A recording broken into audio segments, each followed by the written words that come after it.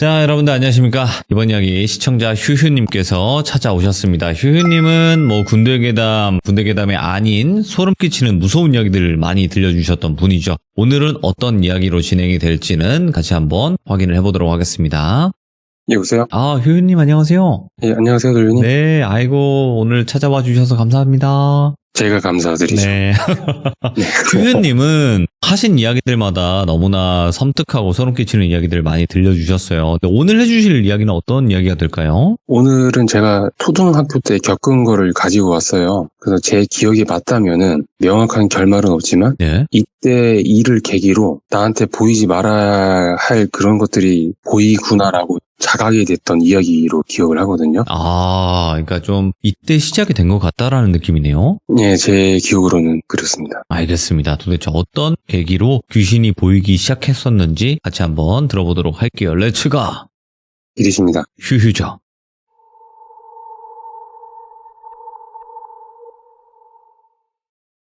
제가 초등학생 시절 90년도 초중반의 대부분이 경기도에서 이 지역에서 살았었어요.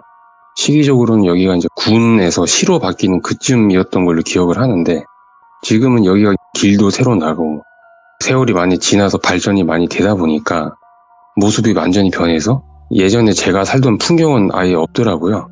제가 이 동네로 처음 이사 온 거는 초등학교 3학년 때로 기억을 하는데 군부대들이 근처에 크고 작게 있는 그런 동네였어요. 네. 전에도 한번 말씀을 드렸지만 이때는 아버지께서도 직업 군인이시다 보니까 어릴 때 이사를 좀 자주 다니는 편이었고 이 동네도 그렇게 아버지가 부대를 옮기면서 이사를 왔던 동네였어요. 그렇게 군인 아파트로 이사를 왔는데 아파트 정문을 나오면 그 정면에는 옛날 빌라 건물들이 옹기종기 모여 있었어요. 네. 그리고 오래된 빌라 건물들을 허물기 시작을 하면서 새 건물이 들어오는 그런 모습이었어요. 그리고 학교는 아파트 입구에서 나와가지고 왼쪽으로 꺾어가지고 2분 정도만 걸어가면 바로 초등학교 정문이 나오는 굉장히 가까운 거리였고 그 정문을 그대로 지나쳐서 200m 정도 더 나가면 차도가 나왔어요. 그래서 나가는 길에는 왼쪽은 논, 오른쪽에는 하천이 흐르고 있었던 그런 모습이었고 차도로 나와서 차를 타고 10분 정도만 가면은 아버지 부대가 있었어요. 사람마다 좀 다를 수는 있는데 이때는 제가 낯을 좀 많이 가려있는 그런 성격이라서 전학을 가자마자 친구를 쉽게 사귀고 이러진 못해가지고 학교가 끝나면 바로 학원을 가든지 집을 가든지 이런 식으로 생활을 했었어요. 아무튼 그렇게 처음 그 동네로 이사를 가고 얼마 안 됐는데 한 번은 일요일 아침에 아버지 차를 타고 아버지 부대에 있는 목욕탕을 가게 됐어요. 부대마다 회관이라는 게 있잖아요. 여기서 식당, 목욕탕 이런 게 있어서 군인, 가족, 지인들 이용할 수 있도록 운영을 했는데 그 목욕탕을 가게 된 거예요. 조석에 앉아가지고 초등학교 정문을 지나쳐서 그 작은 길을 지나가다 보니까 오른쪽 내과 쪽 그 길에 나무가 한 그루 있었어요. 예.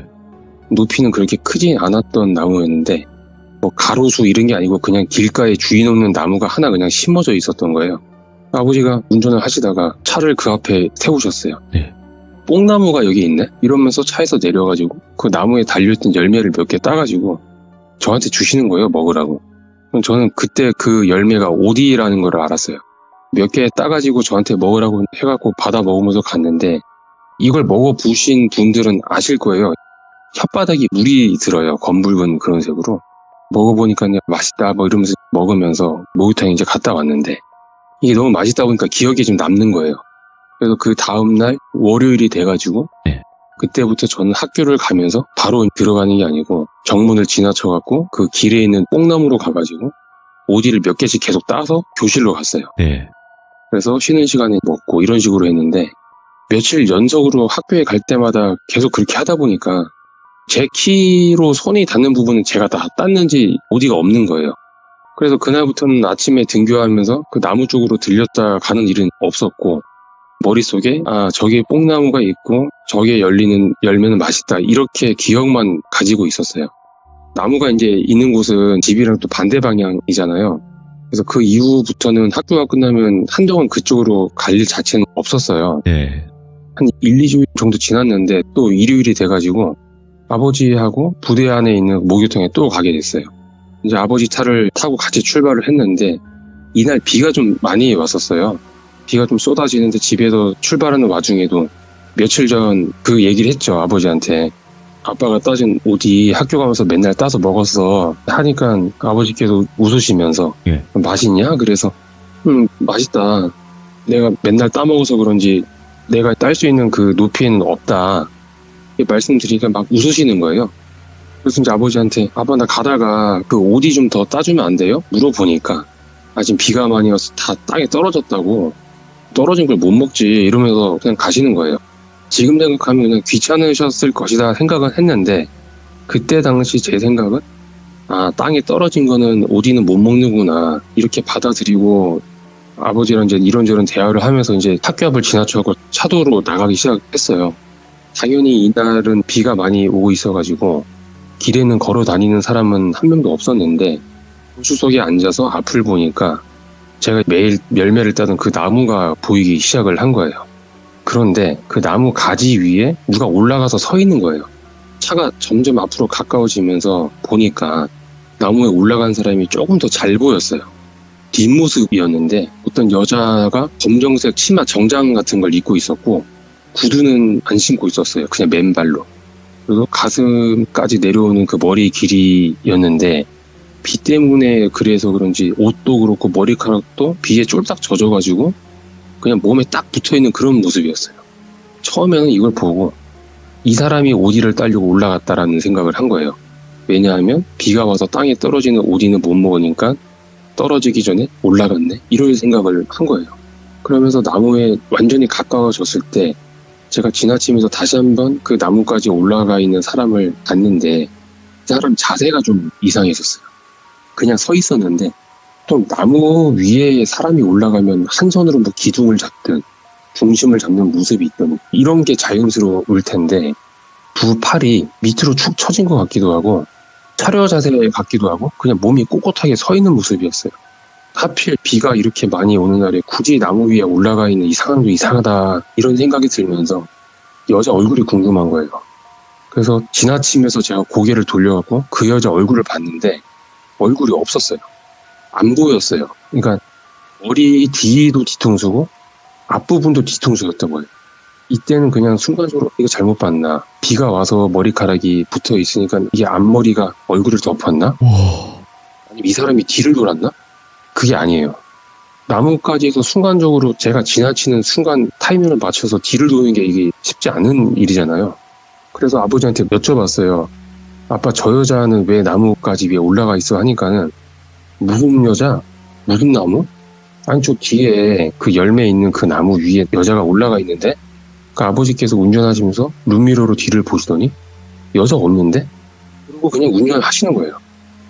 아버지가 그냥 운전을 하느라고 뒤를 그냥 대충 봤나?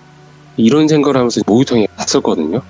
그래서 목욕을 하고 끝나고 돌아오는데 이때는 비가 좀 그쳐 있었어요. 대신에 바람이 좀 세게 불었었고, 오는 길에 그 길 왔던 그 길로 다시 돌아오는데 저 멀리 나무가 보이기 시작했어요. 그리고 아까 나무까지 위에 올라가 있던 여자가 여전히 계속 그 자리에 서 있는 걸 봤어요. 저는 속으로 아직까지 있어? 하면서 보고 있는데 저 멀리 맞은편에서 어떤 사람이 한 명 걸어오고 있었어요. 그 사람이 나무를 지나칠 때쯤 아버지 차도 거의 가까워졌고, 예. 걸어오는 그 사람을 보고 아버지는 차를 세웠어요. 창문을 열어갖고 인사를 하면서 그 사람이랑 대화를 하는 거예요. 그러니까 아버지 부대에 아시는 분이었던 거예요. 그렇게 아버지는 차에서 내리셔가지고 그 아저씨랑 잠깐 대화를 나누시게 됐었고, 차 안에는 조수석에 저 혼자 타고 있는 상황이었어요. 이 상태에서는 그 여자가 보이고 있었어요. 그냥 아까부터 이 여자가 저는 이상했었으니까 네. 많이 보고 있었는데, 보니까는 이 여자가 가만히 서 있는 게 아니었어요. 그러니까 끈에 매달려 있는 인형처럼 살랑살랑거리면서 제자리에서 천천히 돌고 있는 거예요. 그리고 다시 얼굴이 보이는데 얼굴에도 뒤통수가 있는 게 아니었어요. 그냥 앞머리가 길어갖고 살짝 눈을 가리는 모습이었고, 네. 근데 좀 이상했던 거는 입 주변이 숯댕이를 묻혀놓은 것처럼 새카맣게 돼갖고 엄청 더러웠었고, 뭐가 묻은 것처럼. 그 상태에서 꼿꼿하게 서 있는 게 아니고 그냥 온몸이 축 늘어져가지고 나무까지 위에서 빙글빙글 돌고 있는 거였어요. 근데 이제 저는 그걸 보다가 제 심장이 배까지 내려온 것처럼 철렁하면서 그냥 눈을 감아버렸어요. 왜 그랬냐면 이 여자가 천천히 빙글빙글 돌다가 눈동자가 저랑 마주치게 됐는데 그 상태에서 머리도 저를 향해가지고 딱 고정이 돼버리고 멈춰 있는데 그 목 밑에서부터 발까지는 여전히 계속 빙글빙글 돌고 있었어요. 그러면서 입이 움직이는데 뭔가 말을 하는 게 아니고 입을 앙 다문 상태에서 오물오물 이런 모습으로 움직이고 있었어요. 이게 뭘 먹는 신용 같기도 하고 입으로 가글 할 때 볼이 왔다 갔다 하잖아요. 그런 식으로 엄청 빠른 속도로 입이 막 움직이고 있는 거예요. 이게 귀신이구나라는 생각을 그때 했었고, 근데 아빠랑 저 아저씨는 안 보인다 이런 거를 본능적으로 알게 됐어요. 그러니까 태어난 거구나. 그래서 아까 전에 못 봤다고 얘기한 거구나. 이렇게 생각이 번쩍 들어버리니까 너무 무서워가지고 차 밖으로 나갈 생각은 못 했었어요. 그냥 순간적으로 조수석에서 눈을 감고 앉아있다가 허리를 숙여서 무릎 사이로 머리를 껴놓고 아버지가 다시 차 안으로 오기만을 기다렸는데 다행히 그날 아버지께서 금방 차에 타셔갖고 집으로 갔어요. 저는 집으로 가자마자 아버지한테 나 오면서 귀신 봤다 울면서 얘기를 하니까 아버지는 종교도 없으셨고 이런 거 아예 1도 안 믿으셨어요. 그러니까 당연히 안 믿으시고 그냥 잘못 봤겠지 귀신이 어디 있어 이런 식으로 그냥 넘어가셨던 거예요. 저는 그 자리에서 그냥 듣고 그래 내가 잘못 본 거겠지 이런 식으로 저도 같이 생각을 하려고 노력을 했는데 실제로 제가 본 게 있다 보니까 그때부터는 동네에서 친구들이랑 뭐 놀다가도 그쪽 길로는 안 가게 됐었고 혹시 지나가더라도 멀찍이에서 그 나무를 먼저 보고 있는지 없는지 이런 걸 확인한 다음에 지나가게 되는 그렇게 된 거예요. 그때 일 이후로 그 나무에서는 제가 뭐 다른 걸 본 게 없어서 시간이 가면 갈수록 좀 무뎌지게 됐던 것 같은데 그렇게 시간이 쭉 흐르다가 2년이 흘러요. 그래서 제가 초등학교 5학년 정도가 됐는데 이때는 제가 동네에 이사 온 지 시간이 꽤 지났다 보니까 학교 친구도 그렇고 이 아파트 안에 사는 친구들도 꽤 많이 사귀었었어요. 그러다가 어느 날 이 동네로 새로 이사 온 애하고 친구가 된 날이 있었어요. 이 당시에는 학교에 있는 놀이터를 제외하면은 그 동네의 유일한 놀이터가 군인 아파트 안에 있는 놀이터였어요. 뭐 지금의 놀이터기 뭐 우레탄 이런 걸로 되어 있고 되게 좀 이쁘게 나오잖아요. 예전에 흙바닥이죠. 모래바닥. 그렇죠. 모래바닥 그 씨름장처럼 되어 있는 딱 그런 놀이터였는데 아무튼 이날 학교 끝나고 집에 와가지고 가방을 놓고 바로 놀이터로 나갔어요. 이날따라 친구들이 없는 거예요, 놀이터에. 근데 이게 사실 특별한 상황은 아니었어요. 그냥 누구든 학교 끝나면 놀고 있으면 3, 4, 5 모여들기 시작하고 같이 놀고 막 이래가지고 저도 그냥 좀 있으면 친구들이 오겠지. 그냥 기다리면서 혼자 놀고 있자. 이 생각으로 놀이터에 있었는데 처음 본 남자애가 한 명 들어오는 거예요. 제 또래 애가. 얼굴을 보니까 저한테 눈길 한번 딱 주고 그냥 혼자서 뭐 미끄럼틀 타고 그네 타고 이러고 있더라고요. 피부가 조금 유난히 까맸었고 눈도 좀 엄청 컸었어요. 얘들은 처음 만난 또래하고 좀 말도 쉽게 하고 친해지잖아요. 그래서 저는 걔가 노는 걸 보고 있다가 누가 먼저 말을 걸었는지는 정확히 기억은 안 나요. 그러니까 이런저런 말을 주고받다가 보니까 저랑 동갑이라는 것도 알게 됐고 성격도 잘 맞고 해서 그날 그렇게 걔하고 바로 친구가 된 거예요. 자연스럽게. 이 친구를 제가 똘비라고 하고 똘비랑 같은 반이었어요. 학년당 이때 학교에 반이 3개씩 있었는데 아무튼 이 똘비하고 급격하게 친해지면서 제가 평소 같이 놀던 아파트 친구들하고는 잠시 좀 뜸해지게 됐고 똘비하고 같이 놀면서 알게 된 건 이 똘비는 제가 사는 아파트 맞은편 그 빌라로 이사를 왔었던 거예요. 그리고 가족은 아버지 그다음에 누나 2명 이렇게 있었고 어머니는 안 계셨다고 했었고 그 중에 큰 누나는 나이 차이가 많이 나서 이미 직장 생활을 하고 있다고 그렇게 얘기한 걸 제가 들었어요. 그렇게 해서 똘비랑 친해지면서 뭐 저희 집에 데리고 와서 놀았다가 밖에서 같이 자전거도 타고 아버지 부대에 있는 목욕탕에도 갔다가 정말 매일같이 같이 붙어 다니게 됐는데 그렇게 한 달 정도 지났는데 제가 이날은 일요일이었어요. 똘비랑 놀다가 생각해 보니까 저는 얘네 집에 한 번도 가본 적이 없는 거예요. 얘도 굳이 저한테 뭐라고 한 적도 없었고 가족들도 저는 모르고 문득 그런 생각이 들어서 똘비한테 야 오늘은 너네 집에서 한번 놀면 안 돼? 그래서니 똘비가 왜? 아니 너는 우리 집에도 와서 놀고 했는데 나는 너네 집엔 한 번도 못 놀러 갔잖아 얘기를 하니까 똘비가 좀 곤란한 표정을 지으면서 아 우리 집? 계속 그러는 거예요. 그러다가 그래 알았어 가자 하면서 자기네 집으로 저를 데리고 가게 됐어요. 예. 집에 가보니까 가족들이 아무도 없었어요. 일단 똘비 빼고 다 어디 가셨나 보네 했는데 이상하게 집에 들어서자마자 집안에서 조금 불쾌한 냄새가 나는 거예요. 대놓고 안 좋은 냄새다 이게 아니고 그냥 뭔가 은근히 나는 냄새였는데 쓰레기 냄새 같기도 하고 뭔가 비린내 같기도 하고 그런 냄새가 기분을 조금씩 건들더라고요. 그리고 집 전체에 짐이 엄청 많았는데 이게 정리가 안 돼 있어서 발로 바닥에 떨어져 있는 쓰레기 같은 그런 짐들을 밀면서 길을 내야 할 정도였어요. 근데 그거보다 조금 더 그랬던 거는 홀분의 창문이었어요. 모든 창문, 그러니까 유리로 되어 있는 모든 곳에는 두껍고 엄청 어두운 커튼들이 싹 다 쳐져 있는 거예요. 그러니까 집이 어두운데 불도 안 켜고 커튼도 그냥 안 걷는 거예요, 똘비가. 왜 이렇게 집이 더럽고 기분 나쁜 것 같은 느낌이 들지 싶어서 똘비를 봤는데 예. 얘가 집 안에서 엄청 긴장하고 있는 표정을 짓고 있는 거예요. 그러니까 집에 들어오기 전 밖에서 같이 놀던 똘비의 모습은 항상 웃음기 많고 밝은 모습이었는데 집에 들어오고 나서부터는 거의 말도 안 하고 무표정에 본인 방에 들어가고 나서 거실이나 이런 곳으로 나오지를 않는 거예요. 그냥 예. 뭔가 집에는 아무도 없는데 누군가의 눈치를 살피는 것처럼 말도 엄청 조그맣게 얘기하고 있고 제가 똘비한테 물어봤어요. 아빠 어디 계셔? 일 나가셨어. 없어. 큰 누나는? 일 나갔어. 없어. 그럼 작은 누나는? 없어. 완전 작고 단답형으로 대답하는 거예요. 집안에서. 이 와중에 커튼이나 불 켜거나 이런 게 하는 거 없으니까 집은 계속 어두웠고 네. 그래서 제가 똘비한테 야 커튼 좀 걷자 너무 어둡다 하니까는 나 커튼 걷는 거 싫어해. 걷지 마. 그럼 불 켜?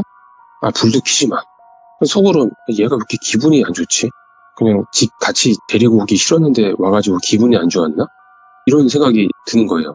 그래서 똘비한테 야 똘비야 그냥 나가서 놀래? 했더니 똘비가 잠깐 생각하다가 아니야 좀 이따 나가자. 야 뭐 게임 할래? 아빠가 얼마 전에 새로 나온 게임기 사줬는데 하면서 방 안에서 게임기를 보여주는데 게임기가 이때 당시는 그 팩으로 꽂아서 하는 게임기였잖아요. 가정용 예. 게임기가. 후후 불어야죠. 예. 그렇죠. 후후 불고. 네. 근데 이때 당시에 CD가 들어가는 게임기였어요. 플스1. 플스1. 와. 제 기억에 맞다면 그거였어요. 이때 게임 패드가 또 하나밖에 없다 보니까 뭐 저 한 판 했다가 똘비 한 판 했다가 이런 식으로 번갈아 가면서 하는데 처음 집에 들어왔었을 때 맡았던 냄새가 계속 신경이 쓰이는 거예요. 제가 뭔가 조금 더 심하게 나는 것 같고 그래서 똘비가 혼자 게임을 할 때 똘비 뒤에서 좀 두리번거리다가 보니까 뒤쪽에 있는 옷장이 눈에 들어오는 거예요. 왜냐하면 냄새도 냄새인데 그 옷장 안에서 소리가 나는 것 같은 느낌을 받았어요. 그러니까 게임 소리 때문에 그런 건지 잘 들리진 않았고 그냥 냄새, 소리. 그래서 몸을 좀 더 가까이 가서 보니까 문이 완전 닫힌 게 아니고 살짝 덜 닫혀 있는 거예요. 열려 있는 거예요, 살짝. 왠지 여기서 냄새가 나는 것 같은데 싶어서 열어보려다가 남의 옷장을 제가 확 열기도 그래가지고 그냥 닫으려고 문을 한 손으로 딱 댔는데 안에서 누가 문을 바깥으로 휙 하고 미는 거예요. 그러면서 제가 자연스럽게 손을 화들짝 떼면서 뒤로 물러났는데 옷장 문이 그냥 열려버린 거예요. 안에서 어떤 여자가 쪼그려 앉아갖고 저를 올려다보고 있는데 입이 예전에 봤던 그것처럼 각을 하는 것처럼 막 빠르게 움직이는 거예요, 입술이. 그래서 보자마자 나 이거 예전에 봤는데? 그때 그 나무 이렇게 생각을 하는 순간에 입에서 혀가 쭉 늘어져갖고 밑으로 나오는 거예요. 제가 반사적으로 옷장 문 다시 밀어서 쾅 소리 내면서 닫아버렸어요. 제가 닫고 나서 확실하게 기억나는 것만 말씀드리면 입가가 엄청나게 새카맣게 뭔가 묻어 있었고 혓바닥도 시커멓게 물이 들어 있었어요. 제가 닫자마자 똘비한테 소리를 막 지르면서 야 너 옷장 안에 사람 있다고 지금 누가 안에 있다고. 그러니까 똘비가 뒤돌아서 저한테 야 없어 사람 없어 뭐가 있다 그래 하고 일어나더니 옷장으로 가고 문을 열었거든요. 그러면서 저한테 봐봐 아무것도 없잖아 하면서 손가락을 옷장 안을 가르치면서 얘기를 하는데 제가 그때 똘비의 손을 따라서 옷장 안에서 본 거는 그 안에서 여전히 쪼그려 앉아가지고 빠르게 입을 오물거리면서 저하고 똘비를 계속 번갈아 가면서 쳐다보고 있는 여자였어요. 저한테는 그게 계속 보였어요. 제가 야 너 안 보여? 말을 더듬으면서 얘기를 하니까 아예 안 보여 라고 얘기하면서 똘비가 그 옷장으로 고개를 돌리는 순간에 그 여자가 벌떡 일어나더니 방문 밖으로 그냥 저벅저벅 걸어서 나가는 거예요. 근데 제가 여기서 더 소름 돋았던 거는 방금 전까지만 해도 아무것도 없다고 말하는 똘비가 이 여자가 벌떡 일어나는 순간에 흠칫하면서 얘도 한 발짝 뒤로 물러나는 거예요. 너도 봤잖아. 사람 있는 거 맞잖아. 너 그러니까 너 지금 뒤로 물러난 거 아니야? 똘비가 짜증을 내면서 아니라니까 하면서 앉아서 그냥 게임을 하는 거예요. 저는 그대로 집에 가고 싶었는데 이 여자 방문 밖으로 나갔잖아요. 나가면 있을 것 같은 거예요. 똘비한테 야 나가자. 나 너네 집 솔직히 무섭다. 그러니까 알았어. 요것만 끝내고 나가자. 근데 지금 우리 집에 아무도 없어. 알았어. 아무도 없어. 알았어. 빨리 나가자. 빨리 나가자. 알았어. 이거만 하고 나가자. 이렇게 하고 계속 게임을 하는 거예요. 그냥. 예. 제가 여기서 혼자 나갈 엄두가 도저히 안 나가지고 똘비 침대에 엎드려가지고 얼굴을 이불에 묻고 게임을 끝내기를 이제 기다리다가 잠깐 잠이 들었거든요. 근데 얼마나 시간이 지난지는 모르겠어요. 제 입안으로 뭐가 쑥 들어오는 것 같은 느낌이 들더니 막 간질간질 하는 거예요. 벌레가 막 기어 다니는 그런 느낌이. 뭐야 하면서 눈을 떠서 보니까 좀 전에 그 방문 밖으로 나갔던 그 여자가 다시 들어와가지고 제 얼굴을 쳐다보면서 그 손가락을 입에 놓고 막 휘휘 막 적고 있는 거예요. 제 입속을. 뭘 찾는 것처럼 막 그러고 있는 거예요. 그리고 제가 막 소리치면서 똘비야! 그러면서 봤어요, 똘비를. 근데 똘비가 이번엔 제 쪽으로 고개를 안 들리고 그냥 앞만 보고 게임만 하고 있는 거예요. 그래서 말을 하는데 이제 가 이러는 거예요, 그냥. 그래서 뭐 인사 뭐 이런 건 생각도 못하고 그냥 바로 뛰쳐나가다가 똘비를 슬쩍 봤거든요. 똘비는 계속 게임을 하고 있는 것처럼 앞을 보고 있는데 그 TV 화면에 게임 오버라는 문구가 떠 있었어요. 그냥 게임을 하고 있는 게 아니었어요. 그냥. 그리고 똘비는 그 목구멍만 열어가지고 목 놓아서 울고 있었어요. 이런 식으로 그렇게 울면서 이제 나가라고 이러면서 울고 있는 거예요. 그냥. 예. 그거까지 보고 나니까 제가 뭐 누구를 살필 여유가 있는 상태도 아니었고 그 짧은 순간에 그것까지 보고 그냥 목소리도 안 내고 이러면서 그냥 막 뛰쳐나갔어요. 나가서 집에 가려고 보니까 바로 앞집이 있었거든요. 그때 앞집 현관문이 살짝 열려 있는데 거기서 왔던 아줌마가 고개만 빼꼼하게 내밀어가지고 저를 쳐다보고 있는 거예요. 예. 뭐지? 하는 표정으로. 저는 방금 전에 집안에서 그런 걸 겪고 나서 그 아줌마를 마주쳤는데 뭐 저를 보고 그러든가 말든가 하면서 막 뛰쳐나갔어요. 어차피 우리 집이 바로 맞은편이니까 한 달은 이제 집으로 들어가서 부모님한테 말했는데 이번에도 좀 부모님은 믿지 않으셨어요. 그냥. 그리고 저는 방 안에 들어박혀서 나오지도 않고 좀 전에 그런 일 때문에 좀 충격을 받은 상태다 보니까 몸살 기운도 좀 생겨갖고 열도 났었던 것 같고 그냥 일찍 자리에 누워서 끙끙거리다가 잠들어 버린 거예요. 다음날 학교에 가야 되는데 일어나 보니까 속이 너무 미식거렸고 물도 못 마시게 되는 거예요. 일단 학교는 갔어요. 근데 똘비가 안 나왔어요. 어제 일이 계속 생각이 나서 무서운 한편으로 저는 똘비 걱정도 되는 거예요. 예. 어제 똘비네 집에서 있었던 그 귀신. 그건 확실히 귀신이다. 근데 얘네 집에 귀신이 살고 있다고 생각을 했었고 얘는 괜찮나라는 생각이 들어가지고 똘비가 학교에 나오기를 기다렸는데 학교가 끝날 때까지 안 나온 거예요. 저는 이날 쉬는 시간, 점심시간 이럴 때 애들이랑 놀지도 못하고 그냥 자리에 앉아서 어제 일만 생각하고 있었고 네. 그 다음날 일주일이 지나고 한 달이 다 될 때까지 똘비는 학교에 안 나왔어요. 제가 똘비가 궁금하고 걱정은 됐지만 그거보다 더 큰 건 무서워가지고 똘비 집에는 못 찾아가 봤고 집으로 전화를 걸어봤는데 결번으로 나오는 거예요. 없는 번호로. 이사 갔나?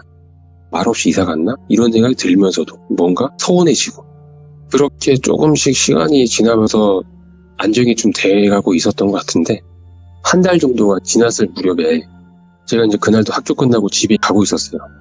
아파트 입구로 들어서자마자 놀이터에 혼자 나와 있는 똘비를 봤어요. 반가운 거, 걱정 뭐 이런 거 다 섞인 감정으로 야 똘비야 뭐 이렇게 가가지고 괜찮아? 왜 학교 안 나왔어 그동안? 똘비가 저를 보고 큰 누나가 죽었어. 나는 몸이 안 좋아서 못 갔어. 지금 괜찮아. 이 상황에서 어떤 말을 해야 될지 모르겠는 거예요. 네. 마지막으로 본 게 그런 걸 겪고 나서 처음 만났는데 이런 말까지 바로 들으니까 좀 당황스럽기도 했었고 그래 누나 아파서 그런 건가? 뭐 괜찮아 물어보니까 진짜 괜찮아 하면서 뜬금없이 우리 가족 사진 볼래? 그래, 한번 보여줘. 그러면서 똘비가 보여주는데 어떻게 보여주냐면 이 사진 속에는 똘비네 아버지, 누나 두 명이 찍은 사진이 있었는데 네. 똘비가 사진을 보여줄 때 손가락으로 아빠랑 누나 한 명 얼굴 쪽을 꽉 쥐고 가린 상태에서 나머지만 보여주는 거예요. 네. 아빠랑 누나 한 명을 왜 손으로 가렸어? 물어보니까 거기에 대한 대답은 없었고 우리 큰 누나야 하면서 그 안 가린 누나를 보여주는데 그 누나가 똘비네 집에서 봤던 그 여자였어요. 거기서 차마 다른 말이 안 나오는 거예요. 이 말을 못했어요. 너네 집에서 봤던 그 여자가 이 누나다, 똑같이 생겼다, 이 말을 못하겠는 거예요. 그리고 분명 똘비는 봤는데 모르는 척 하고 있다라고 제가 이해가 되다 보니까 네. 이건 그냥 나중에 묻자 싶어가지고 그렇구나 하면서 똘비야 우리 집 가서 놀래? 물어보니까 아니야 괜찮아 나 이제 가야 돼 갈게 하면서 제 대답은 안 듣고 그냥 뒤돌아서 그냥 그대로 뛰어가는 거예요. 네. 그렇게 뛰어가는 똘비 등에 대고 제가 똘비야 잘가 인사를 했더니 똘비가 뒤를 훅 돌더니 저한테 우리 집에 진짜 아무도 없어 이러는 거예요. 그렇게 똘비가 뛰어서 집으로 갔는데 이날 나눈 대화가 똘비하고의 마지막 대화였어요. 똘비가 다음날부터 다시 학교에 나올 줄 알았는데 안 나오고 그 다음날도 안 나오고 그냥 계속 안 나오는 거예요. 그리고 놀이터, 동네 이런 데서도 똘비가 안 보였어요. 안 보이니까 말없이 이사 간 거구나. 가기 전에 한번 나 얼굴 보고 간 거구나. 이런 생각이 들면서 뭔가 아쉽고 이 친구 생각이 많이 났었는데 1살, 2살 나이를 더 먹으면서 얘 생각을 할 때마다 뭔가 엄청 슬픈 거예요. 왜냐하면 그때 그 여자는 둘째치고 이 똘비 역시 살아있는 애가 아니었어요. 그냥 처음부터 절 봤을 때부터 살아있는 상태가 아니었던 거예요. 기억을 몇 개 더 더듬어서 왜 그렇게 제가 생각했는지 그걸 조각을 맞춰보면은 얘하고 사소하게 놀면서 겪었던 일들 그리고 똘비가 갑자기 사라진 이후에 몇 가지 일들을 추가적으로 제가 겪는데 순서대로 말씀드리면 똘비하고 같이 다니면서 아버지 부대에 있는 회관 네. 이 목욕탕에 둘이서 자전거를 타고 간 적이 있었어요. 그날 마침 목욕탕이 운영을 안 했어서 그냥 옷장 그 캐비넷 그거를 교체하는 날이어서 운영을 안 한다라고 관리병 아저씨가 말씀을 하시면서 목욕 못 한다. 저는 그 얘기를 듣고 그냥 집에 가자 하고 돌아서는데 똘비가 그냥 안으로 들어가는 거예요. 근데 아저씨가 걔를 안 잡아요. 예. 저도 그걸 보고 똘비를 따라서 목욕탕으로 들어가려고 하는데 저는 잡는 거예요, 아저씨가. 친구는 들어가는데 왜 나는 잡지? 그러면서 잡혀갖고 있었는데 똘비가 나와요, 다시. 그래서 저한테 야 진짜 옷장 바꾸고 있어 그냥 가자. 그리고 그냥 저희는 갔거든요. 그러니까 나중에 생각해보면 이때도 관리병 아저씨한테는 똘비가 안 보인 거예요. 그리고 똘비가 저희 집에 몇 번 놀러 왔었는데 나중에 생각했을 때는 집에 계셨던 어머니가 똘비한테 말을 한 번도 안 걸었었어요. 제가 평소에 친구를 집에 데려가면 항상 그래 너는 누구니 이름이 뭐니 같은 반이냐 재밌게 놀아라 이런 식으로 말을 걸어주셨었는데 생각해보니까 어머니가 한 번도 똘비한테 말을 안 걸었어요. 네. 다녀왔습니다 이렇게 하면서 데리고 가면은 잘 갔다 왔어? 똘비가 뒤에서 안녕하세요 인사를 하면 어머니 대답을 안 하셨던 거예요 그냥. 그러니까 어머니는 또 똘비가 보이지 않았었던 거고 그리고 나중에 제가 어머니한테 똘비에 대해서 얘기를 했었어요. 예전에 우리 집에 놀러 왔던 그 똘비 누나가 이렇게 좀 잘못했고 연락도 없이 학교도 안 나오고 그러고 있다. 어머니는 그 친구 이름을 처음 듣는 이름이래요. 그냥 전혀 모르시는 그런 거였고 그리고 마지막으로 똘비랑 얘기했던 날 이후에 이제 똘비가 하도 안 보이길래 같은 반 친구한테 제가 얘기를 했어요. 예. 야 지금 똘비가 학교에 안 나오니까 선생님도 별말 없고 나랑 얘네 집에 가보자. 친구가 하는 말이 그런 애가 우리 학교 우리 반에 어디냐고. 그래서 야 너 똘비 몰라? 예전에 전학원에 있잖아. 야 올해 우리 반에 전학원에 자체가 없다. 아니라고 진짜 왔다고. 그럼 나랑 끝나고 가보자고. 그래서 그 친구를 데리고 똘비네 집에 갔거든요. 배를 누르고 노크를 해도 답이 없어요. 예. 야 똘비하고 아무리 불러도 대답도 없고 혹시나 하고 제가 문고리를 돌렸어요. 근데 문이 열리는 거예요. 들어가지는 않고 문을 열고 고개만 내밀어서 집안을 봤는데 예전에 제가 똘비네 집에 놀러왔던 광경 그대로였어요. 그냥 정리 안 된 집. 검정색 커튼 같은 걸로 쳐져 있어서 어두운 집 그대로. 제가 친구한테 야 봐라 여기가 똘비네 집이다. 친구가 보더니 하는 말이 야 여기 그냥 빈집 아니야? 빈집이야. 뭔 소리냐? 빈집이면 최소한 문은 잠겨 있어야 되는 거 아니야? 야, 그건 내가 모르지. 근데 너 봐봐. 이거 사람들이 이사 가고 정리 안 하고 나간 그 상태에 갔다. 와. 그래서 그 자리에서 친구랑 여기 집 맞다, 이게 아니다, 이걸 티격태격 하는데 뒤에서 현관문 소리가 나는 거예요. 돌아보니까 제가 전에 똘빈의 집에서 뛰쳐나올 때 봤던 그 아줌마였어요. 그 아줌마가 저한테 막 나무라는 거예요. 너 누군데 남의 집 앞에서 자꾸 이러냐고. 너 전에도 한번 왔었지 않냐고. 막 이러면서 뭐라 하시는 거예요. 제가 거기서 뭔가 대답을 하려고 했는데 친구가 끼어들어가지고 아줌마한테 먼저 말을 했어요. 아줌마 여기 누구 살아요? 아줌마가 여기 빈집 된 지 6개월 이상 됐다고. 아무도 안 쓴다고. 너네 지금 빨리 집에 가라고. 지금 뭐 때문에 이런지 모르는데 빨리 가라. 그러면서 친구랑 나오는데 생각해보니까 친구 말이 맞는 거예요. 그러니까 사람 사는 집의 모습이 아니었어요. 그리고 친구가 얘기해줬던 건 학교에서 제가 얘기한 그 똘비라는 애, 선생님도 출석 같은 거 부를 때 얘 이름 부른 적이 없대요. 저는 이런 거를 겪고 좀 혼란스러웠었거든요. 그런 일도 있었고 또 하나가 뭐가 있었냐면 그 일이 있고 나서 며칠 후 학교 끝나서 제가 집에 가고 있는데 똘비네 집 그 빌라 쪽 그쪽을 봤는데 똘비가 있었어요. 이때는 똘비가 빌라 그 입구에서 쪼그려 앉아서 가만히 있는 거예요. 예. 똘비네? 똘비야! 소리치면서 그쪽으로 뛰어가는데 그때 똘비도 저를 봤긴 봤거든요. 근데 대답을 안 하고 그냥 앉아갖고 저를 보고 있는 거예요. 그냥 야! 이게 막 부르면서 거의 이제 앞에 다 왔을 때 제가 뭘 봤냐면 똘비네 집인 베란다, 그 베란다에서 전에 봤던 그 여자가 서가지고 저를 보고 있는 거예요. 그 난간 위에 서가지고. 그래서 하고 멈칫했다가 똘비를 다시 봤는데 똘비가 없어요.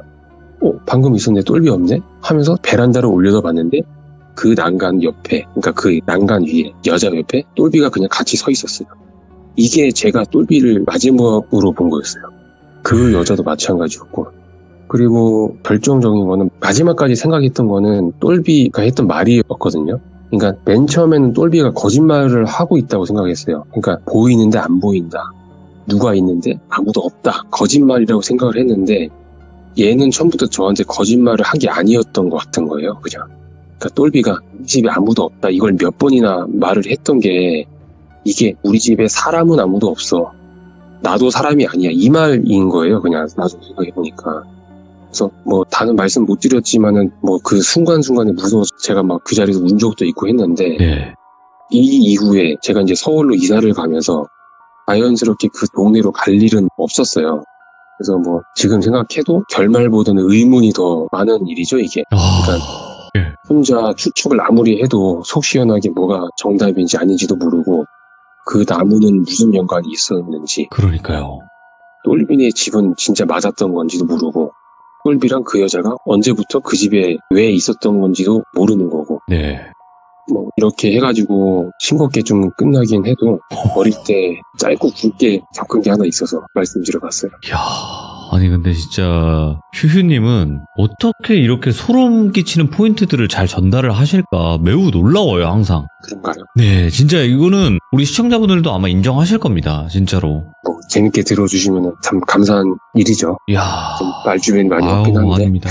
우리 휴휴님 항상 시들무 참여해주시면서 여러 가지 이야기들을 많이 전달을 해주시고 계신데 항상 건강관리 잘 하시길 바라겠습니다. 또 건강해야 우리가 또 파이팅 할 수 있잖아요. 그죠? 예, 그렇죠. 돌리님도 네. 아이고. 예, 건강관리 잘 하시고. 감사합니다. 고맙습니다. 예. 네, 감사합니다. 네. 네. 자, 휴휴님께서 전달해주시는 이런 공포 이야기들이 정말 상상이 잘 되면서 너무 소름 끼치지 않아요? 막 소름이 쫙쫙 끼쳐요. 이야기를 듣다 보면. 와, 하면서 소름 끼치는 이야기를 들려주셨는데 오늘 이야기도 역시나 좀 먹먹하기도 하면서 도대체 그 나무는 뭐였으며 그 여자는 뭐였으며 막 이렇게 여러 가지 생각이 다 드는 소름 끼치는 이야기가 아니었나 생각합니다. 여러분들도 항상 우리가 어릴 때 놀았던 친구들이 과연 사람이었을까? 이렇게 한번 생각을 해보시면 어떨까 생각합니다. 감사합니다. 고맙습니다.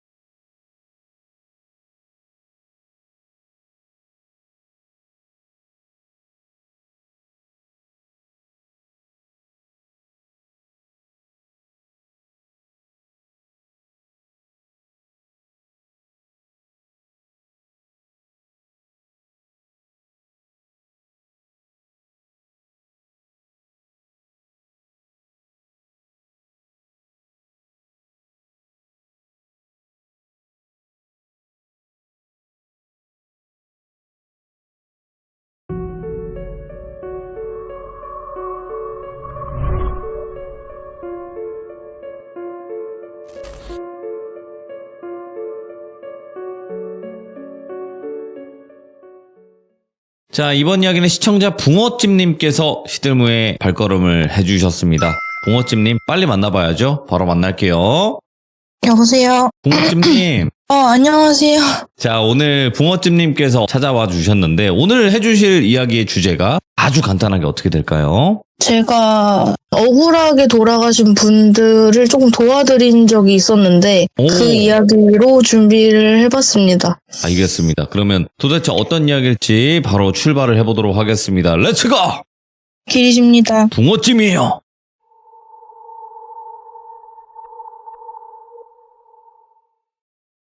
이거는 3, 4년 전쯤에 지금 남편이랑 연애 때 데이트를 하면서 생긴 일이에요. 남편이 근현대사 박물관이나 역사적인 장소 이런 데를 가는데 관심이 많아서 저랑도 그날 데이트 장소를 서대문 형무소를 정해서 가기로 했어요. 당시에 제가 눈이 완벽하게 뜨이기 전이라서 귀신들 중에서도 원한이 진짜 그득그득해서 기운이 강하거나 아니면 그 신처럼 센 존재들만 간간히 보이는 상태였거든요. 차를 타고 서대문 형무소에 도착을 했는데 그 주차장에 차를 대려고 들어갈 때부터 이미 약간 한기를 느껴서 좀 무서워하긴 했어요. 그래도 아무래도 장소가 장소이니만큼 어느 정도 각오는 되어 있었거든요. 그래서 또 한기가 또 너무 심한 건 아니었고 이래서 본격적으로 관람을 하려고 들어갔는데 여기저기 둘러볼 때까지도 뭐 여기서 어떤 일이 있었고 어떤 분들이 여기 수감되셨고 이런 걸 위주로 진짜 교육적인 관람을 하고 있었어요. 다니다 보니 아무래도 옥사 안에서도 귀신을 여러 보긴 했는데요. 기억나는 분들 중에 하나가 여자 옥사 안에 정확히 기억은 안 나는데 그 감방 안에 화장실로 사용하려던 건지 구덩이가 파져 있는 곳이 있더라고요. 근데 그 안에 엄청 쫙 마른 여자 귀신 한 분이 쭈그리고 위쪽으로 얼굴을 향하고 주변을 두리번 거리고 계시는 거예요. 예. 그래서 서대문 형무소 박물관에는 당시 수감자들이 착용하던 그 죄수복의 변천사? 이런 게 시간의 지남에 따라서 전시가 되어 있거든요.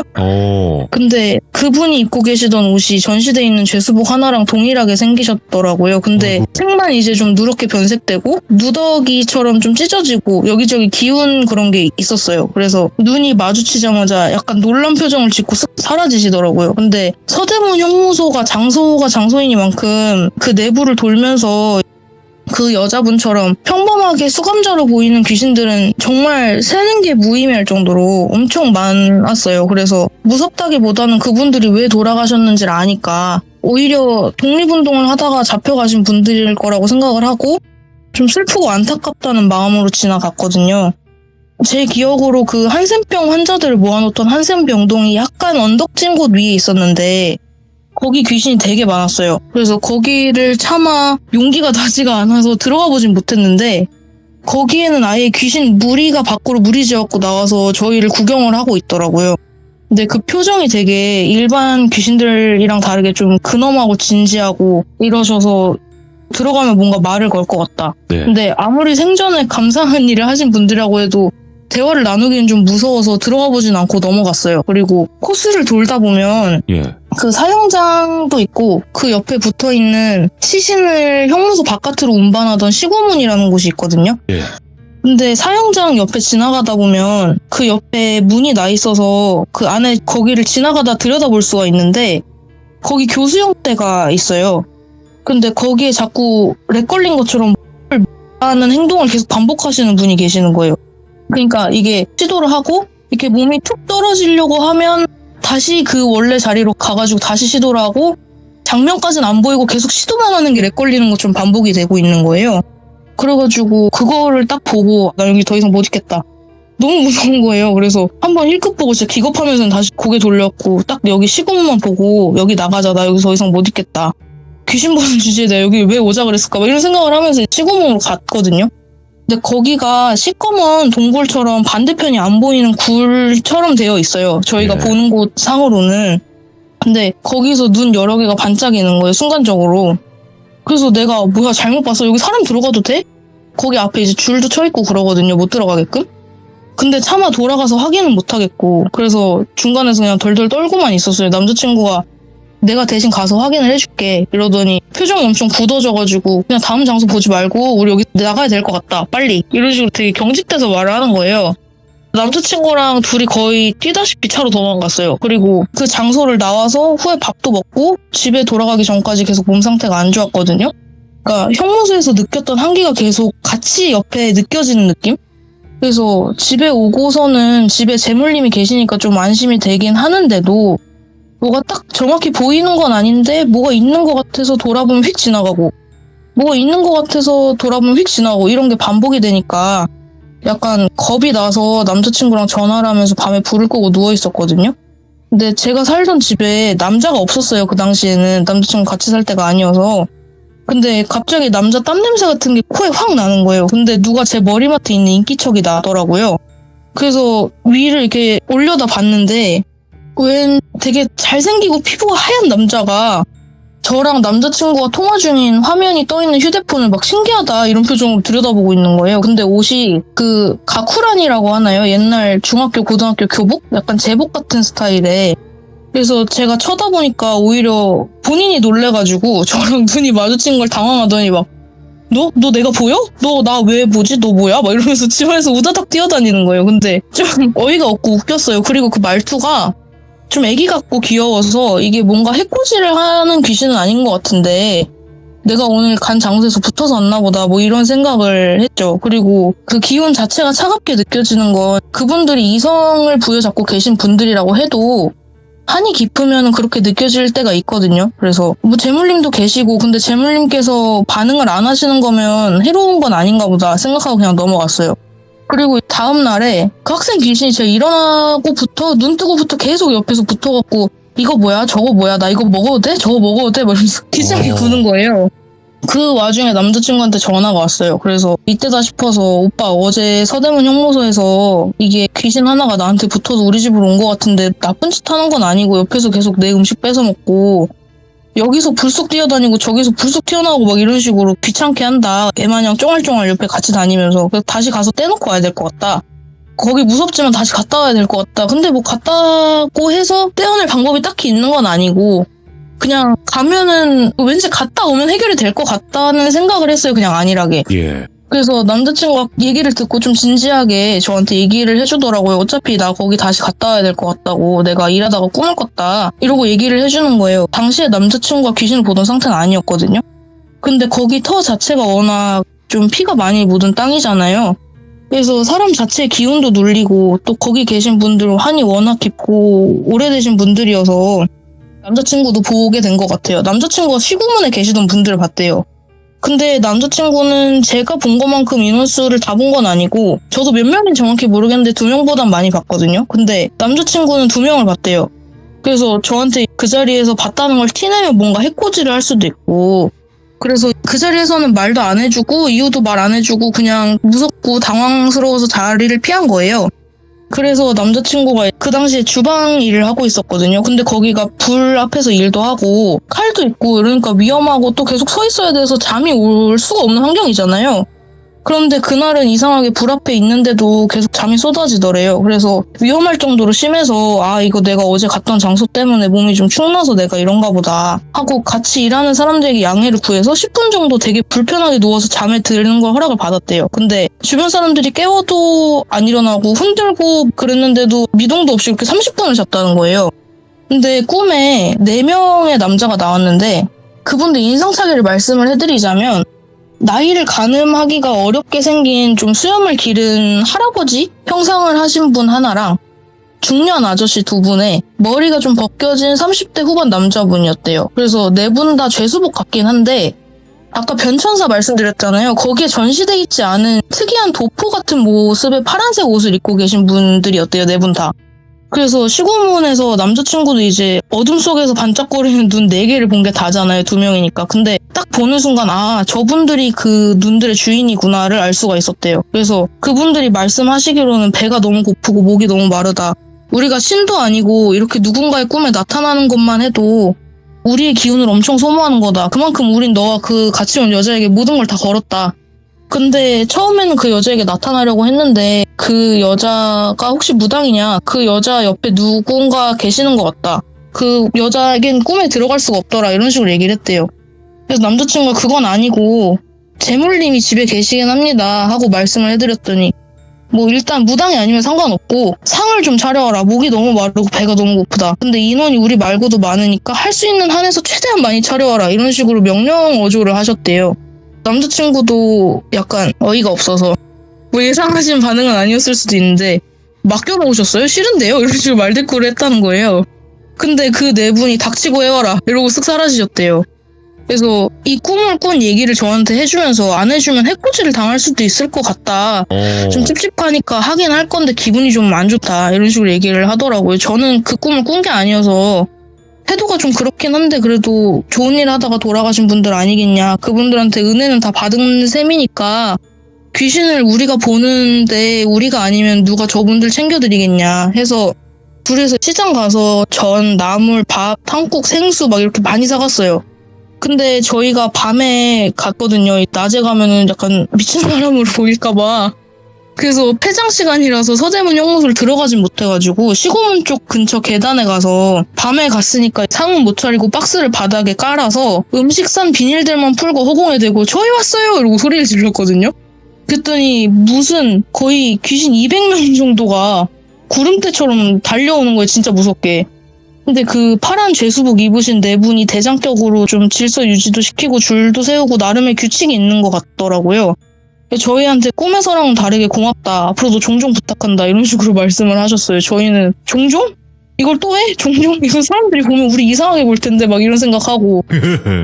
그리고 또 음식을 사는데 비용이 꽤 많이 들었어요. 뭐 그때가 명절 때도 아니고 네. 많이 차려오라고 하니까 저희 나름대로 상다리 휘어지게 갔는데 이게 부족하다고 얘기를 하시니까. 근데 보니까 왜 그렇게 말씀을 하셨는지 알겠는 게 인원이 워낙 많으니까 저희가 가져간 음식을 맛보지도 못하는 분들도 계시는 거예요. 그리고 또 거기에 어린애기들도 한 6명 정도 있었거든요. 근데 진짜 완전 빼짝 마르고 애들이 못 먹고 누렇게 뜬 거 있잖아요. 귀신인데도 누렇게 뜬 게 보일 정도였어요. 머리카락은 성별 상관없이 다 빡빡 밀려 있었고요. 마음이 좀 많이 아프더라고요. 그걸 보는데 제가 거기서 울기도 했거든요. 그 장면을 보면서. 제가 갖고 있던 초콜릿도 줬는데 뭐 서로 먹겠다고 싸우고 난리치고 그냥 완전 귀신인 것 뿐이지 일반 애기들이랑 똑같았고요. 예. 그래서 뭐 그렇게 다른 분들 드실 동안 대장 그 네 분 계시잖아요. 그분한테 얘기를 좀 들었어요. 근데 그분들 설명으로는 거기에 원래 위령제가 주기적으로 있었대요. 근데 위령제를 하면 제사상도 올라오고 굿이랑 천도제도 하고 제법 화려하게 신경을 써줬었는데 뭐 제가 그거가 진짠지 아닌지는 모르겠습니다만 아무튼 그분들 말씀으로 그렇게 얘기를 하셨고 근데 어느 순간부터 안 하기 시작을 했대요. 그래서 얼마나 방치됐는지는 모르겠지만 그 뒤로부터 아무것도 못 먹어서 배도 고프고 목도 마르다. 가끔 방문객들 중에 귀신을 보는 것 같은 분들이 계시면 그분들한테 도움을 요청을 했대요. 그런데 한 번은 이제 보는 사람이 엄마랑 어린애여서 그 모자가 본 거죠. 그래서 도움을 요청하니까 어머니는 해코지 당하는 거 아닌가 좀 무서워하면서 못 본 채 하시고 애는 들고 있던 과자 주면서 이거 먹을래? 이런 식으로 얘기해서 과자를 얻어 먹었대요. 근데 그거 말고는 아무것도 못 드셨다고 하더라고요. 그 뒤에도 여러 명한테 도움을 요청을 했는데 대다수가 겁먹고 못 본 척하거나 눈 맞추면 도망가고 근데 뭐 그분들 행색이 그럴만하긴 했고 또 지나가신 분들 나름의 이유도 있겠지만은 막상 이거를 아는 체 하시는 분들이 없었다는 게 조금 씁쓸하기도 했고요. 아무튼 예. 제가 유독 겁이 없어서 여기저기 껴들었다가 시들모에 여기 나올 만큼 다양한 사연이 생기는 걸 수도 있겠죠? 아무튼 그래서 종종 애기들이 좋아할 만한 과자랑 초콜릿이랑 그 요구하신 제사 음식들 챙겨가서 그 뒤에도 밥상을 올렸어요. 맡겨놓은 건 아니지만 예. 그러면서 들었던 얘기가 있는데요. 네네. 저 교복 입은 귀신이 따라왔었다고 했잖아요, 저한테. 근데 그분이 그 중고등학교 교복을 입고 있긴 했는데 거기 계시던 분들 말씀으로는 대학생 신분으로 독립운동을 하다가 잡혀오신 분이래요, 그분이. 근데 대학생이 주도를 하는데 왜 교복을 입고 있었냐? 그 학생들이랑 같이 시위를 하고 그 사람들을 독려하기 위해서 교복을 입고 같이 행동하던 경우가 꽤 있었대요. 대학생인데도. 그런데 돌아가시기 전에 머리를 잘못 맞아서 정신지체가 좀 발생한 상태로 돌아가시는 바람에 죽고 나서 그렇게 행동이 어린아이 같은 거다 이렇게 얘기를 해주시더라고요. 그리고 그분들한테 제가 여기 왜 안 떠나고 여기 계속 계시냐 그랬는데 거기 위령비가 세워져 있는데 사람들이 그 위령비로 그분들을 기억을 해주잖아요. 그런데 그곳을 떠나면 그러니까 위령비가 없는 곳으로 가면 본인들이 힘이 약해진다고 말씀을 하시더라고요. 그리고 그 옛날 시대랑은 다르게 바깥 모습이 너무 많이 변했잖아요. 그러니까 나는 여기 더 이상 못 있겠다 이러고 나간 귀신 영가분들도 계셨는데 그분들이 안 돌아오는 걸 보고 아, 밖이 너무 변해서 예전과는 달라졌고 우리가 여기서 나가더라도 뭐 좋은 데 가기는 어렵겠다라는 생각으로 거기 남아 계셨대요. 그래서 뭐 저희가 이걸 한 번만 간 게 아니라서 또 얘기를 들은 게 있는데요. 예. 다른 돌아가신 분의 생전 사연 중에 하나가 좀 이상적이었던 게 있는데 본인이 조선어학회 아세요? 조선어학회라고 민족 정체성 말살 정책을 할 때 일제강점기 당시에 우리말을 지키고 뭐 국어를 전파하기 위해서 행동하시던 학자분들의 모임이거든요. 네, 그런데 그 조선어학회에서 우리말 사전을 만들 때 본인이 기여를 했다라고 주장하신 분이 한 분 계셨어요. 그래요? 네, 그분이 말씀하시기로는 본인은 이제 학자로서 기여를 하신 건 아니고 조선어학회 지부가 한두 군데가 아니었거든요. 그래서 그중 하나가 지하에 있었던 곳이 있대요. 그래서 밖에서 동태 살피고 망보고 눈치가 이상하면 피할 수 있도록 들어가서 재빨리 귀띔하고 무력으로 부딪힐 경우에 대비해서 가드처럼 이렇게 지키시던 분이래요. 근데 아시다시피 결국에 조선어학회 33인은 검거가 되셨고 돌아가신 분도 계시거든요. 근데 그분은 일본군이 쳐들어올 때 앞에서 문을 막고 지키고 계셨다고 주장을 하셨고요, 본인이. 그러다 끌려가서 고문을 당하던 도중에 내가 죽은 거다라고 말씀을 해주시더라고요. 실제로 제가 봤을 때도 그 200명 중 과반수 이상이 좀 몰골이 심각했어요. 고문을 당한 그 흔적이 남아있다라고. 이야기를 듣다 보니까 뭐 제가 역사를 잘 몰라서 사실인지 아닌지는 모르겠지만 또 그분들 주장으로 나갈 수 없는 이유가 하나 더 있다. 그럼 학생 귀신은 어떻게 나왔냐 이렇게 말씀을 하실 거 아니에요. 근데 사람에게 붙어서 나가는 경우엔 나갈 수는 있대요. 근데 그 이유가 원래는 본인이 나가고 싶으면 나갈 수 있어야 되는 게 정상인데 이거는 검증이 안 된 거고 제가 그분들께 들은 것만이라서 어떻게 사실 확인할 수는 없지만 일본군이 서대문 형무소를 사용을 하다가 중간에 사용 쪽을 보수공사를 했대요. 그런데 보수공사를 하면서 벽 속에 귀신이 이 털을 떠날 수 없게 묶어두는 부적을 같이 발라서 이 털을 떠날 수가 없다고 하시더라고요. 그러니까 여기 돌아가신 분들의 영혼조차 집에 갈 수 없도록 만든 거예요. 진짜 들으면서 치가 떨리는데 왜 그랬을까 가늠도 안 가고요. 너무 화가 나서 아무튼 방문할 때마다 이런 류의 이야기들을 좀 들었고요. 그렇게 제섭밥을 무려 1년 좀 넘게 일주일에 한 번꼴로 방문해서 올렸어요. 갈 때마다 숫자가 조금씩 적어지시는 게 보이고 얘기도 들어드리고 밥상 올려드리고 진짜 겨울에 엄청 추울 때도 거기 가가지고 얘기 들으면서 호응에 수다 떨면서 있었거든요. 거기 지나가시는 분들 좀 이상하게 볼 때도 있었지만 아무튼 그 파란 도포 입으신 분 4분만 남고 그 중에서도 이제 흰수염 할아버지 계셨잖아요. 그분이 딱 마지막까지 홀로 남으셨다가 내가 여기 있는 귀들 다 갔으니까 이제 나도 마음 놓고 간다 말씀 남기고 마지막으로 안 보이셨어요.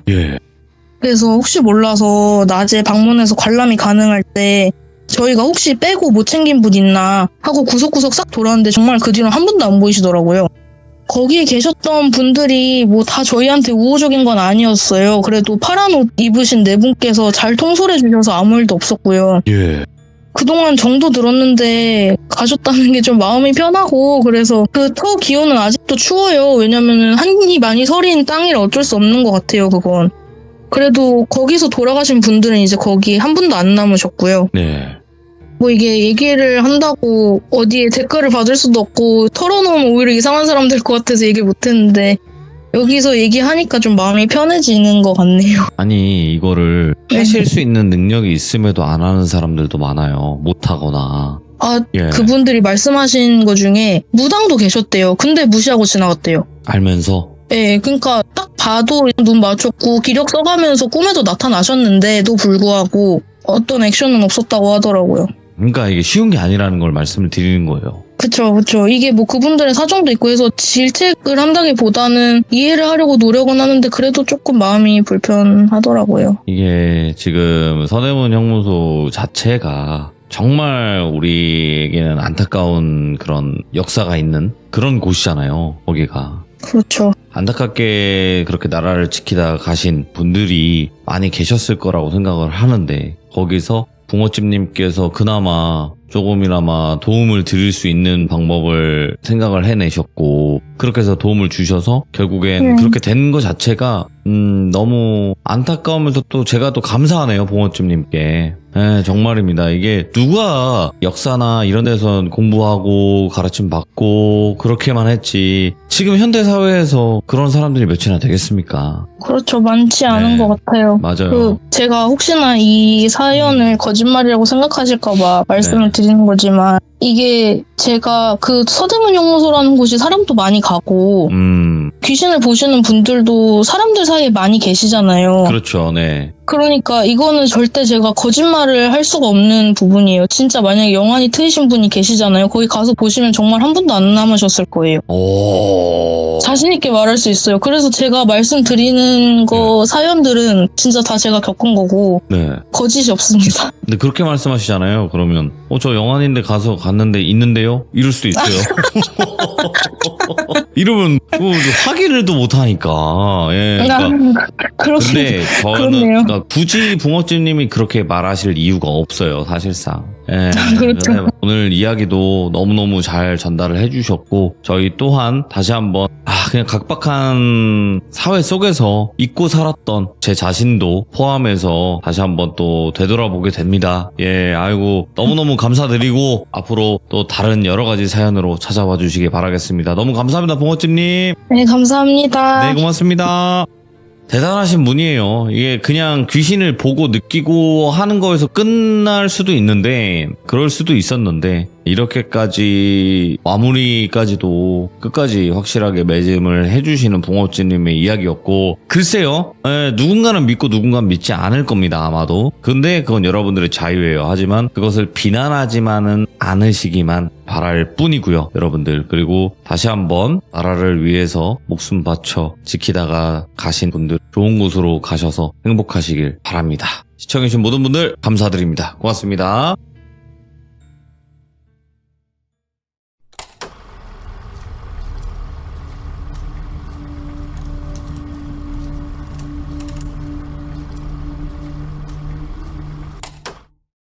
자, 이번 이야기 바로 붕어찜님께서 돌아와 주셨습니다. 붕어찜님의 아주 섬뜩하고 무섭고 또 슬프고 여러 가지 감정이 많이 들게 하는 귀신 목격담을 들려주신 분인데 오늘 해주실 이야기는 남편분의 이야기가 되지 않을까 생각을 합니다. 바로 만나보도록 할게요. 여보세요? 네. 오늘 붕어찜님께서 들려주실 이야기가 남편분의 이야기라고 했어요. 네, 맞아요. 근데 남편분의 이야기가 어찌 보면 용기 내서 말씀하시는 부분일 수도 있어요. 네, 허락받았고요. 그러니까요. 그러면 도대체 어떤 이야기인지 바로 출발을 해보도록 하겠습니다. 렛츠고! 기리십니다. 붕어찜이에요.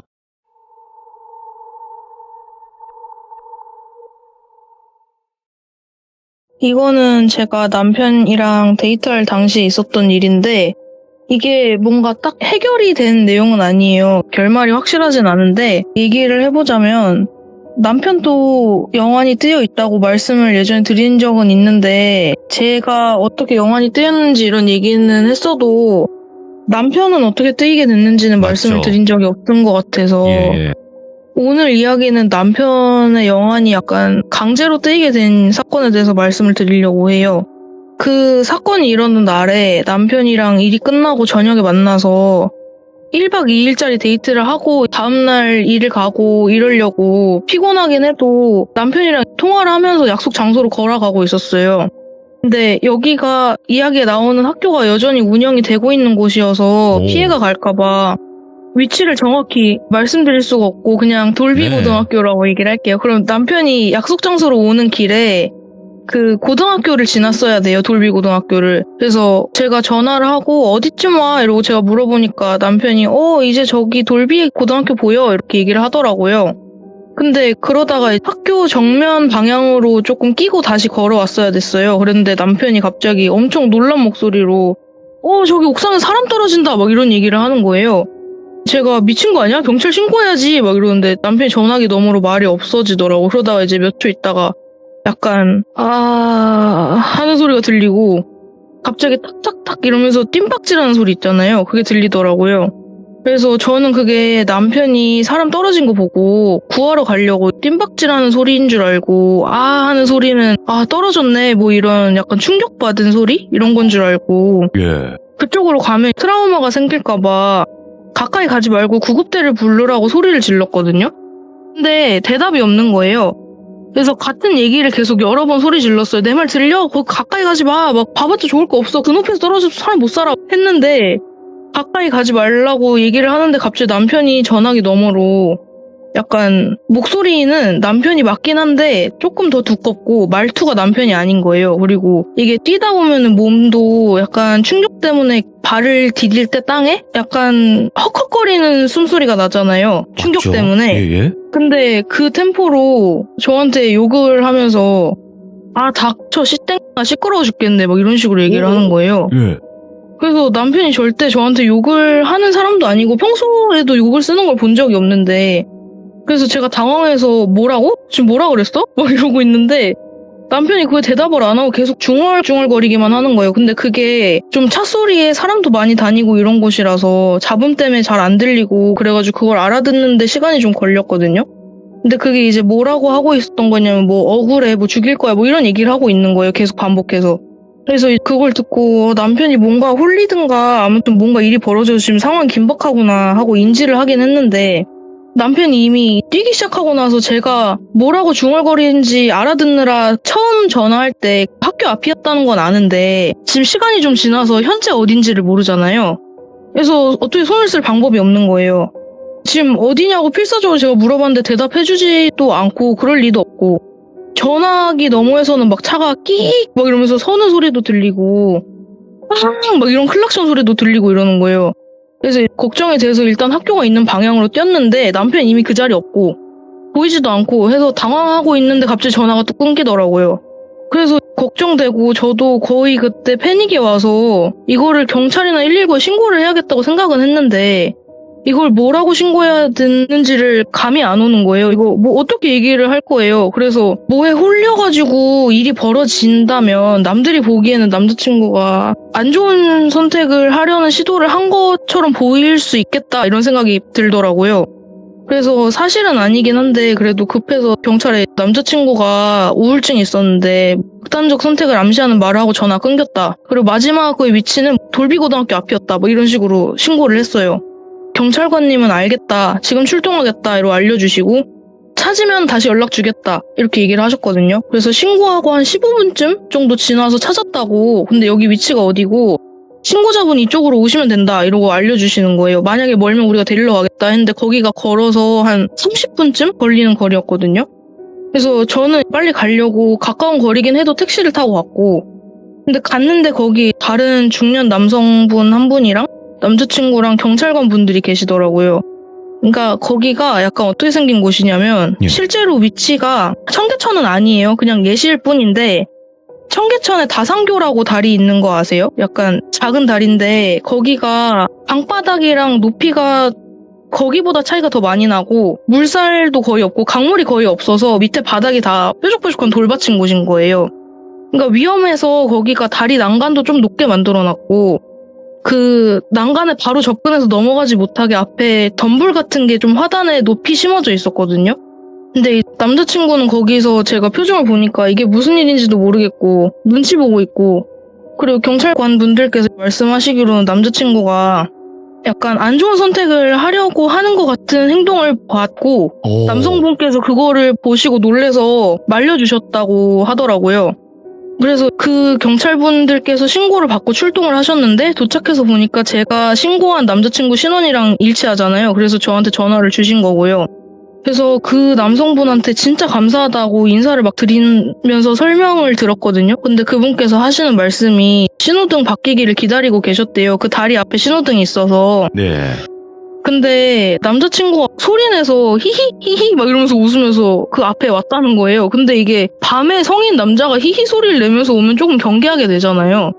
그래서 지켜보고 계셨는데 난간 쪽으로 갔대요, 남자친구가.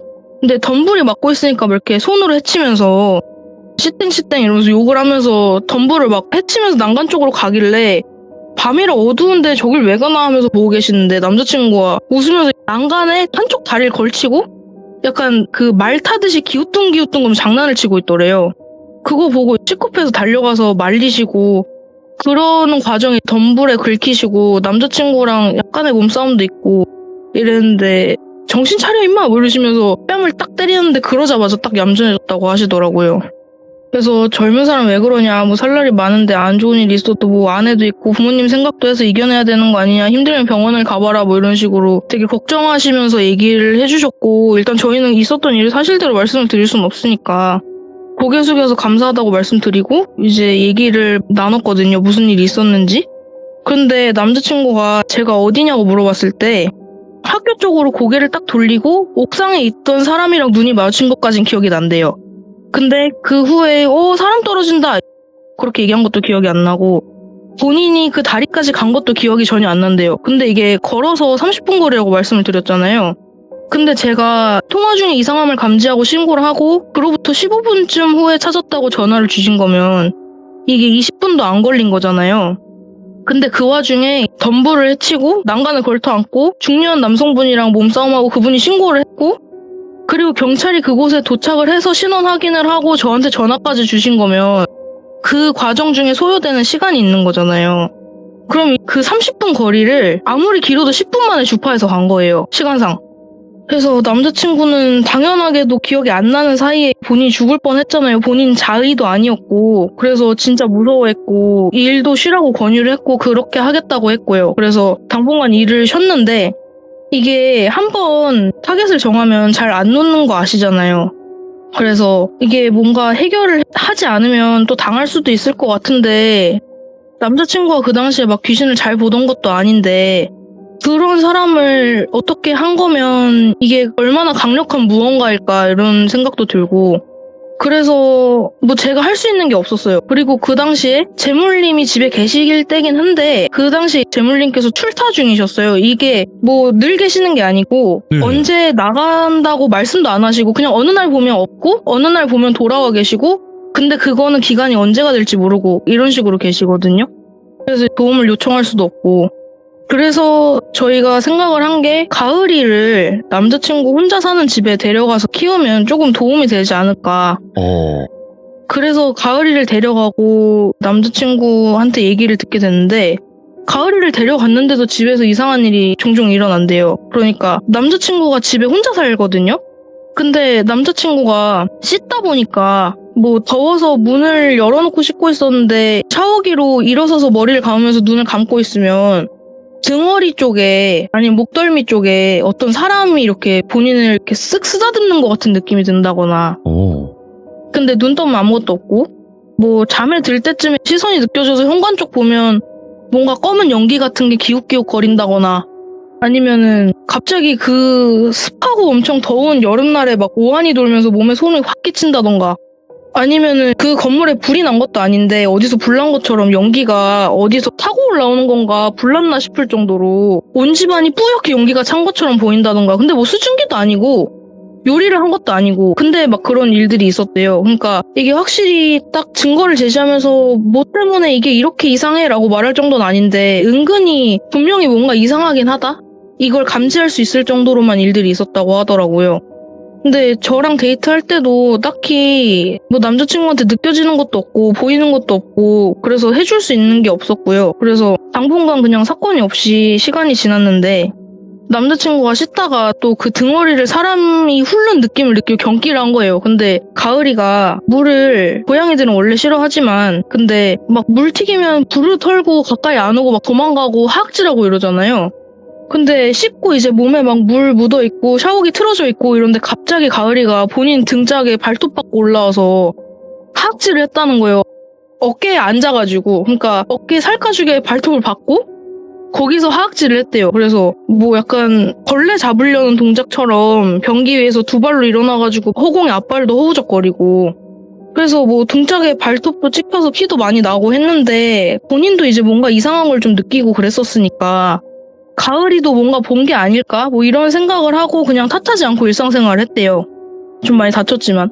그래서 일과를 잘 보내고 그날 밤에 딱 가위가 눌린 거예요. 근데 남자친구는 생전 가위를 눌린 적이 없는 사람이거든요.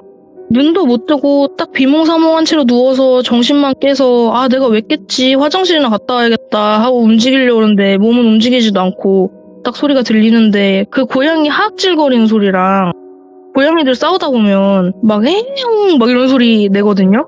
근데 그 소리가 난다는 거예요. 예.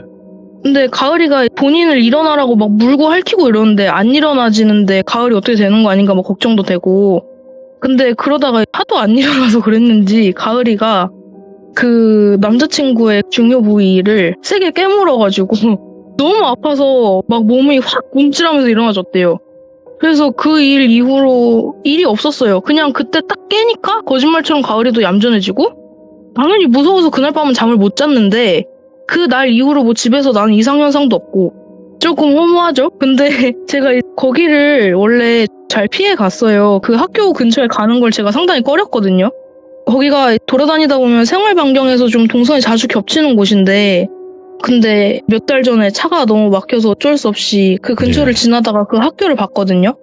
근데 남자친구가 묘사한 그 귀신이 아직도 있는 거예요. 그러니까 남자친구 묘사하기로는 남자였고 약간 젊었다? 그러니까 뭐 학생 같았다? 이런 얘기를 하는 거죠. 그러니까 고등학생 같았다. 아니면은 최소 20대 초반? 뭐 이런 식으로 얘기를 했는데 그 귀신이 뭔가 생각을 갖고 이렇게 움직이는 게 아니고 아기를 갖고 이런 것도 없어요. 그냥 렉 걸린 것처럼 옥상에서 지면으로 떨어졌다가 막상 바닥을 보면 뭐가 없고 다시 옥상 쪽에 그냥 나타나서 또 뛰고 다시 옥상에 나타나서 또 뛰고 이런 행동을 그냥 렉 걸린 것처럼 반복을 하고 있는 거예요. 아, 네.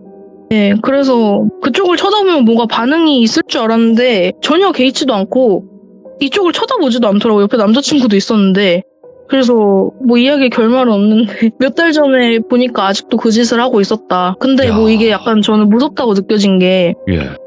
저희가 뭐 폐가를 들어가서 부정할 만한 짓을 한 것도 아니고 그냥 진짜 그쪽으로 고개 돌렸다가 운 나빠서 눈 마주치고 그 다음부터 이렇게 된 거잖아요. 근데 문제는 이게 뭐 인적이 드문 것도 아니에요. 네. 완전 대도시 한 복판 가로등 다 켜져 있고 이런 데서 일어난 일이란 말이에요. 그래서 이게 좀 뭐라고 해야 되나 이상한 사건이었다. 근데 이제 그 뒤로 남자친구가 영안이 확 트여서 그 뒤로 몇 달간 고생을 좀 많이 했죠. 아. 집 밖에도 못 나가고 운전하다가 진짜 못 튀어나오고 사고도 많이 날 정도로 그치. 갑자기 보게 되면. 그런 일이 있었어요. 아마 이게 계기가 아니었을까 싶어요. 약간 영안이 조금 트이려고 하는데 그거를 확 열어서 약간 포장을 뜯어버린 거 아닐까 이런 생각이 들더라고요.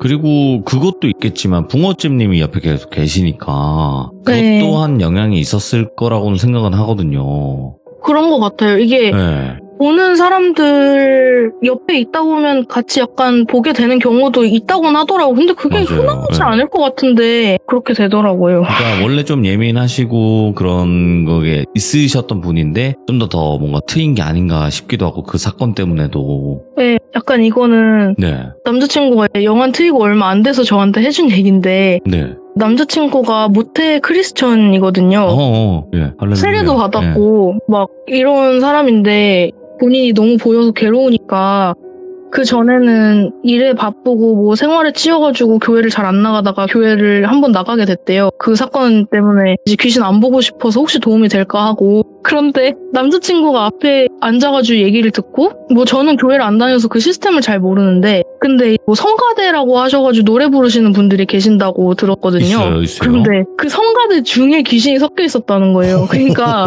원래 교회를 다니시던 분인데 돌아가시고 나서도 아마 성가대에 참여를 하시는 게 아닌가 이렇게 얘기를 하더라고요. 그래서 남자친구가 뭐 교회 다니고 난 다음부터 안 보는데 도움이 된 사람들도 있겠지만 일단 나는 그 성가대에서 귀신이 노래를 부르고 있는 장면을 보고 아 소용없겠구나 싶어서 다시 돌아 나왔대요. 그다음부터 예, 뭐 그냥 받아들이고 살고 있다고 하더라고요. 근데 저는 좀 많은 분들이 착각을 하고 계신 것 같다라는 생각이 드는 게 네. 그러니까 교회에 귀신이 없을 거라 생각하잖아요. 그렇죠. 그쵸. 대부분 뭐 종교시설이니까. 근데 그건 아니거든요. 왜냐면, 그러니까 말 그대로 기독교는 뭔가 선과 네. 악 이렇게 나뉘잖아요. 그렇죠. 네. 그러니까 그 천사 쪽, 뭐 하나님 쪽이 선이고 악마가 악이고. 근데 귀신이 악은 아니니까. 귀신이라고 해서. 진짜 그 말씀을 드리고 싶었던 게 귀신은 네. 그냥 죽은 사람일 뿐이고 그쵸. 그게 뭐 악한 존재다거나 뭐 그런 게 아니잖아요. 그래서 종교시설 들어가는데도 일단 제가 봤을 땐 전혀 문제가 없고 만약에 들어가는데 문제가 생기면 이제 그거는 약간 한이나 원이 깊어서 조금 만약에 들어갔을 경우 약간 기운이 충돌해서 뭔가 본인에게 피해를 입을 경우 안 들어가는 것 같아요. 일단 제 추측은 그렇거든요. 근데 그러니까. 그냥 일반 귀신들은 잘 드나드는 것 같더라고요.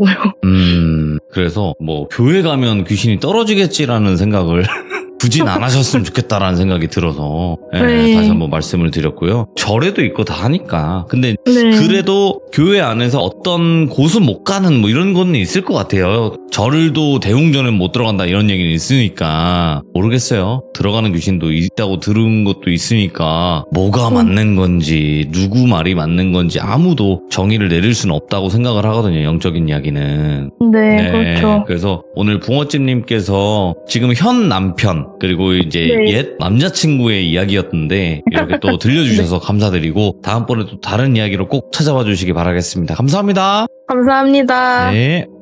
자, 오늘 붕어집님께서 들려주신 남편분이 정말 또 섬뜩하게 명안을 뜨게 되었던 이야기를 들려주셨는데 붕어집님의 이야기 듣다 보면 재물림이라는 이 말이 나오는데 아마 처음 들으신 분들은 재물림이 뭐야? 이렇게 들으실 거예요. 근데 붕어집님 이야기를 들어보시면 아마 그 재물림이 뭔지도 알게 되실 거고 와 진짜 충격적이다. 이런 얘기 들어본 적이 있었나? 할 정도의 이야기이기 때문에 꼭 들어보시길 바라겠습니다. 감사합니다.